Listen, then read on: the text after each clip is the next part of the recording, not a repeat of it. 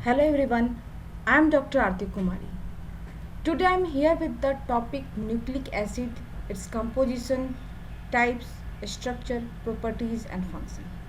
देखिए ये टॉपिक अपने आप में बहुत इम्पोर्टेंट है बिकॉज अगर कोर्स पॉइंट ऑफ व्यू से बात करें तो न्यूक्लिक एसिड को हमें मॉलिक्यूलर बायोलॉजी में पढ़ना होता है, बायोकेमिस्ट्री में पढ़ना होता है, मॉलिक्यूलर टेक्निक्स में पढ़ना होता है।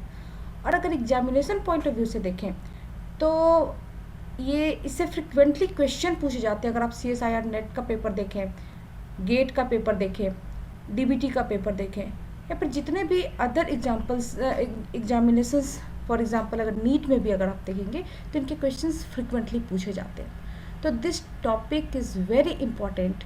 तो हम लोग इसको छोटे छोटे फ्रैगमेंट्स में पढ़ेंगे और समझेंगे, राइट। तो आज हम लोग पढ़ेंगे इसका basic introduction and composition of the nucleic acid. तो आइए स्टार्ट करते हैं। सबसे पहले न्यूक्लिक एसिड क्या होता है, व्हाट इज न्यूक्लिक एसिड? तो nucleic acid is large biopolymer और बायोमॉलिक्यूल जो अर्थ पे जितने भी लाइफ फॉर्म होते हैं इनके लिए इसेंशियल होते हैं। न्यूक्लिक एसिड को सबसे पहले फ्रेडरिक मिसर ने पस सेल के न्यूक्लियस से आइसोलेट किया था, इसलिए इस बायोमॉलिक्यूल का नाम न्यूक्लिक एसिड है। न्यूक्लिक एसिड टू टाइप्स के होते हैं, deoxyribonucleic acid that is DNA and ribonucleic acid that is RNA। Nucleic acid का मोनोमर होता है न्यूक्लियोटाइड। अब मोनोमर क्या होता है? मोनो का मतलब होता है सिंगल और मर मतलब पार्ट। मतलब न्यूक्लिक एसिड का सिंगल यूनिट या सिंगल पार्ट जो होता है उसको न्यूक्लियोटाइड कहते हैं। न्यूक्लियोटाइड स्ट्रक्चरली 3 कंपोनेंट से बना होता है, nitrogenous base, 5 carbon sugar and phosphate group. अब इनका स्टडी हम 1 बाय 1 करेंगे, राइट। तो सबसे पहले बात करते हैं नाइट्रोजनस बेस की। तो नाइट्रोजनस बेस में फर्स्ट पॉइंट कि ये हेट्रोसाइक्लिक एरोमेटिक कंपाउंड होते हैं। हेट्रोसाइक्लिक का मतलब क्या होता है कि इनके रिंग में एटलीस्ट 2 डिफरेंट टाइप्स के एटम होंगे, for example nitrogen and carbon. Second कि ये एरोमेटिक होते हैं, मतलब कि इसमें डबल बॉन्ड, सिंगल बॉन्ड होते हैं जिनमें पाई बॉन्ड्स क्या होते हैं, डिलोकलाइज होते हैं और लाइट को एब्जॉर्ब करते हैं, राइट। नाइट्रोजनस बेस 2 टाइप्स के होते हैं, प्यूरीन एंड पायरीमिडीन। प्यूरीन है तो ये डबल रिंग स्ट्रक्चर होगा और अगर पायरीमिडीन है तो सिंगल रिंग स्ट्रक्चर होगा। प्यूरीन लार्जर होता है और ये 9 एटम से बना होता है। पायरीमिडीन स्मॉलर होता है और ये 6 एटम्स रिंग होता है, ठीक है। तो प्यूरीन के एग्जाम्पल कौन कौन से? Adenine and guanine. पायरीमिडीन का एग्जाम्पल है cytosine, uracil and thymine, right. अगर हम बात करें कि DNA और RNA के सिंथेसिस में एडेनिन, गुआनिन, साइटोसिन तो कॉमन होता है। डिफरेंस कहाँ आता है? डिफरेंस आता है DNA के केस में एडेनिन, गुआनिन, साइटोसिन के साथ थाइमिन मिलता है, जबकि RNA में एडेनिन, गुआनिन, साइटोसिन के साथ यूरेसिल मिलता है, राइट। अब अगर हम इनके स्ट्रक्चर को ध्यान से देखें, राइट, इनके फंक्शन ग्रुप को ध्यान से देखें तो हम इनके स्ट्रक्चर को ज़्यादा दिन तक मेमोराइज कर सकते हैं, ज़्यादा दिन तक अपने माइंड में सस्टेन कर सकते हैं। हम लोग इनको याद करने की कोशिश करेंगे with the help of some mnemonics, right. तो कैसे याद करेंगे? स्टार्ट करते हैं कि अगर आपको कोई गिवन स्ट्रक्चर या उसका नेम दिया है तो कैसे याद करेंगे। फॉर एग्जांपल अगर आपको प्यूरीन दिया है तो आप इसको देखेंगे कि अगर मॉलिक्यूल लार्जर है, राइट, और उसका नेम छोटा है तो आप उसको रिकॉग्नाइज कर लेंगे कि ये प्यूरीन है, ठीक है। देखिए पायरीमिडीन का जो मॉलिक्यूल साइज है वो छोटा है बट उसका नेम जो है वो बड़ा है, राइट। अब प्यूरीन अगर आपको एग्जांपल दिया जाए कि आप रिकॉग्नाइज करिए कि प्यूरीन है कि पायरीमिडीन है, तो सबसे पहले आप ध्यान देंगे इनके नेम पे, राइट। एडेनिन है कि गुआनिन, आप इसको कैसे रिकॉग्नाइज करेंगे?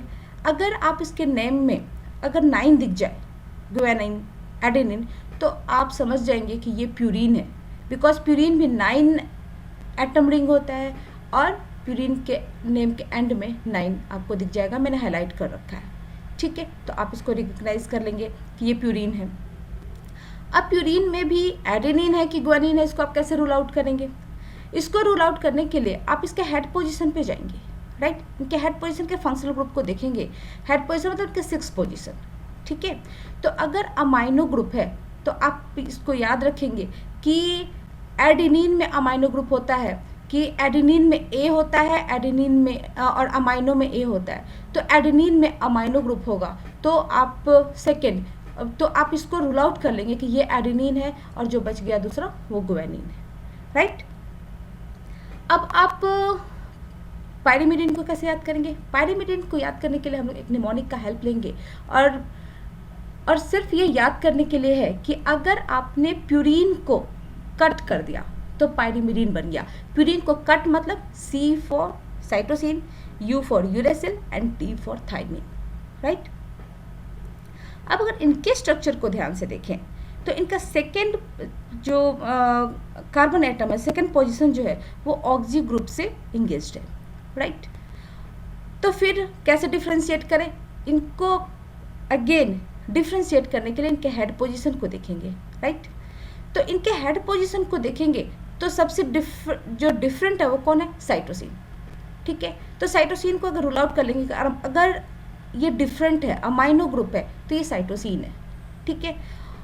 अब बात करते हैं यूरेसिल और थायमिन की। ये दोनों ही स्ट्रक्चर काफ़ी सिमिलर होते हैं और काफ़ी कंफ्यूजिंग भी होते हैं, क्योंकि कभी हम डीएनए की बात करते हैं, आरएनए की बात करते हैं, तो सबसे ज़्यादा हम इन्हीं दोनों नाइट्रोजनस बेस के बारे में बात करते हैं, राइट। तो कैसे डिफ्रेंशिएट करेंगे? तो इसमें क्या आपको याद रखना है कि मिथाइल ग्रुप किस में है? थायमीन में है, और एम किस में है? थायमीन में है। आई रिपीट, मैंने हाईलाइट भी कर रखा है कि थायमीन में मिथाइल ग्रुप है और थायमीन में ही एम है। तो आप इसको याद कर लेंगे कि ओके, थायमीन में मिथाइल ग्रुप होता है और यूरेसिल में मिथाइल ग्रुप नहीं होता है, राइट। तो होप कि आप इसको याद रख पाएंगे। और फिर आगे बढ़ते हैं अब हम लोग बात करेंगे शुगर मॉलिक्यूल के बारे में, राइट। तो न्यूक्लिक एसिड में शुगर मॉलिक्यूल पेंटोज टाइप का होता है, मतलब कि इसमें 5 कार्बन से बना होता है, राइट। और इसका नोमेनक्लेचर देखें तो 1st prime, 2nd prime, 3rd prime. ऐसा क्यों? क्योंकि इसको अगर नाइट्रोजनस बेस का नोमेनक्लेचर देखें तो इसमें सिंपली क्या है? 1 2 3, राइट, 4, 1 2 3 4। बट कैसे? Just to differentiate the nomenclature of ribose, sugar and nitrogenous base, इसको डेजिग्नेट करते हैं 1 प्राइम, 2 प्राइम, 3 प्राइम, राइट। अगर शुगर मॉलिक्यूल के सेकेंड कार्बन को देखें तो इस पे क्या होता है? हाइड्रोक्सिल ग्रुप होता है, राइट। इसलिए इसको क्या कहते हैं? राइबोस। और अगर डीऑक्सीराइबोस की बात करें तो इसका जो सेकेंड पोजीशन है उस पर हाइड्रोजन एटम जो है वो रिप्लेस कर देता है हाइड्रोक्सिल ग्रुप को, इसलिए इसको कहते हैं डीऑक्सीराइबोस, राइट। अब ये शुगर मॉलिक्यूल नाइट्रोजनस बेस से कंबाइन करता है। यहाँ पर nitrogenous base adenine, guanine, cytosine, uracil, thymine कुछ भी हो सकता है, ठीक है। और ये क्या बनाता है? न्यूक्लियोसाइड।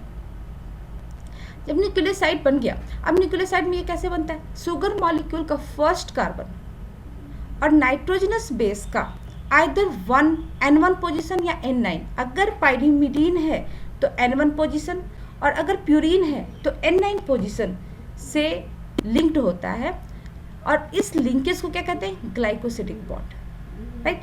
अब ये न्यूक्लियोसाइड बन गया। अब ये न्यूक्लियोसाइड फॉस्फोराइलेट होता है, फॉस्फेट ग्रुप आकर किसके 5th पोजीशन से अटैच होता है। इस प्रोसेस को क्या कहते हैं? फॉस्फोरेशन, राइट। और ये न्यूक्लियोसाइड अब न्यूक्लियोटाइड का सिंथेसिस कर देता है, और इसको क्या कहते हैं? न्यूक्लियोसाइड मोनोफॉस्फेट भी कहते हैं। अब ये शुगर मॉलिक्यूल और फॉस्फेट ग्रुप ये रिपीटेटिव स्ट्रक्चर होते हैं, और ये क्या करते हैं? डीएनए का फॉस्फेट शुगर बैकबोन का सिंथेसिस करते हैं, राइट।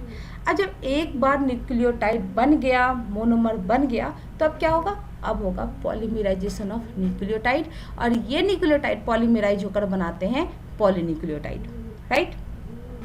तो ये कैसे पॉलीमराइज होते हैं? तो फर्स्ट न्यूक्लियोटाइड का 5th पोजीशन पे क्या होता है? फॉस्फेट ग्रुप, और 3rd पोजीशन पे क्या होता है? Hydroxyl group. तो फर्स्ट मोनोमर का हाइड्रोक्सिल ग्रुप जो कमिंग न्यूक्लियोटाइड है उसके 5th पोजीशन के हाइड्रोक्सिल ग्रुप के साथ रिएक्ट करता है with the help of condensation process, और ये क्या बनाता है? फॉस्फोडाइएस्टर बॉन्ड बनाता है, राइट। अब ये प्रोसेस जो होता है वो कंटिन्यूअस होता है, और ये प्रोसेस पॉलीमराइजेशन रिएक्शन जो होता है वो क्या बनाता है, पॉलीन्यूक्लियोटाइड को डायरेक्शन प्रोवाइड करता है। कैसे? क्योंकि हमेशा इनका 5 प्राइम एंड फ्री होता है और 3rd प्राइम फ्री होता है, इसलिए इनकी डायरेक्शनलिटी क्या होती है, इनकी डायरेक्शनलिटी होती है 5 प्राइम टू 3 प्राइम, राइट। ये पॉलीन्यूक्लियोटाइड न्यूक्लिक एसिड का प्राइमरी स्ट्रक्चर होता है। ये आरएनए का और डीएनए का दोनों में ही इनका जो ऑर्गेनाइजेशन होता है वो सिमिलर होता है। डिफरेंस कहाँ होता है? डिफरेंस होता है आरएनए के केस में शुगर मॉलिक्यूल क्या होगा, राइबोज टाइप का होगा, मीन्स कि इनके सेकेंड पोजीशन पर हाइड्रोक्सिल ग्रुप होगा और नाइट्रोजनस बेस यूरेसिल होगा। ये पॉलीन्यूक्लियोटाइड फर्दर सेकेंडरी स्ट्रक्चर का भी सिंथेसिस करते हैं। अगर डीएनए की बात करें तो मोस्ट कॉमन सेकेंडरी स्ट्रक्चर जो होता है वो डबल स्ट्रैंडेड हेलिकल स्ट्रक्चर होता है, राइट। अब हम उनके बात करते हैं फंक्शन के बारे में। अगर डीएनए की बात करें तो most of the organism, like वो एनिमल हो, प्लांट हो, बैक्टीरिया हो, वायरसेस हो, इनमें क्या होता है, जेनेटिक मटेरियल होते हैं, राइट। क्या करते हैं, ये जेनेटिक इंफॉर्मेशन को स्टोर करते हैं, ट्रांसमिट करते हैं from one generation to next generation during the cell cycle.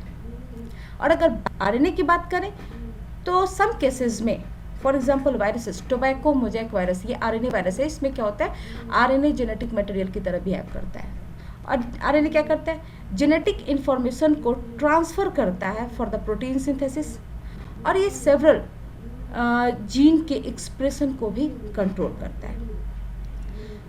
तो फ्रेंड्स, होप कि आपको न्यूक्लिक एसिड के बेसिक स्ट्रक्चर कंपोजिशन समझ में आए होंगे।